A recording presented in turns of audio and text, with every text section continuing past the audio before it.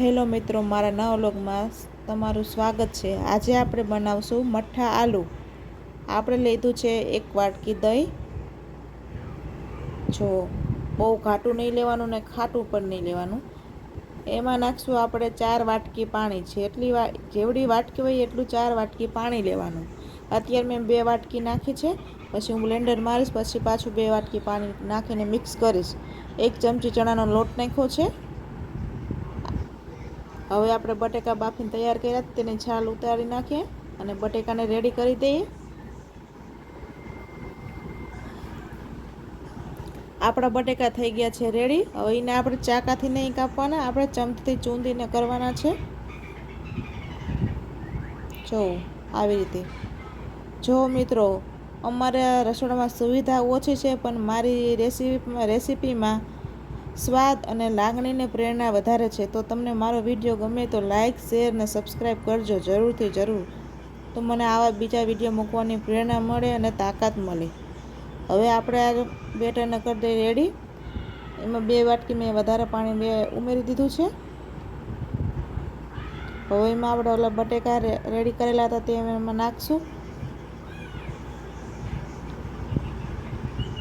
પછી આપણે તેને કરી નાખશું મિક્સ।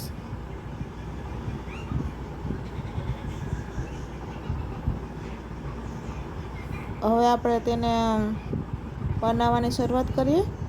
એક કઢાઈમાં આપણે 3 પાવડા તેલ નાખશું। અમે 2 માણાનું બનાવીએ છીએ, તમે જેટલે પર્સન હોય એવી રીતે બનાવી શકો। હવે એમાં નાખશું રાઈ।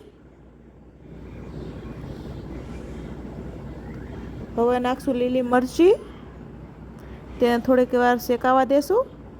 પછી નાખશું હળદર પાવડર, તેને થોડુંક મિક્સ કરવા દેશું। પછી નાખશું આપણું રેડી કરેલું બેટર। મસ્ત સુગંધ આવશે જો તમે વઘાર કરશો ને એટલે। પછી આપણે એને ફૂલ તાપે ઉકળવા દેશું। જ્યાં લગીને પાણી ઉકળે નહીં ત્યાં લગીને આપણે હલાવવાનું ચાલુ જ રાખવાનું, નકર દહીં આપણું ફાટી જશે।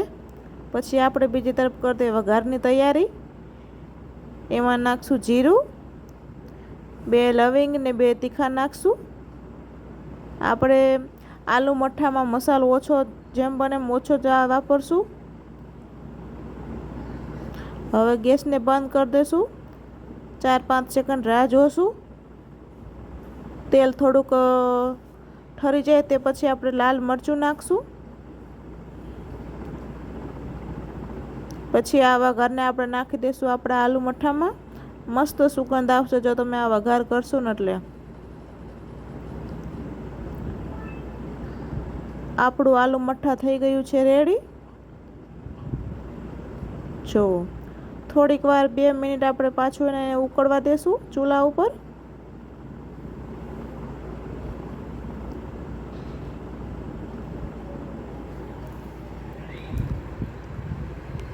લાગે છે એક નંબર। આપણું આલુ મઠ્ઠા બનીને રેડી થઈ ગયું છે। જો એકદમ ગરમા ગરમ ખાવા માટે। જો તમને મારો વિડીયો ગમે તો લાઈક કરજો, શેર કરજો, સબસ્ક્રાઈબ કરજો। જય માતા।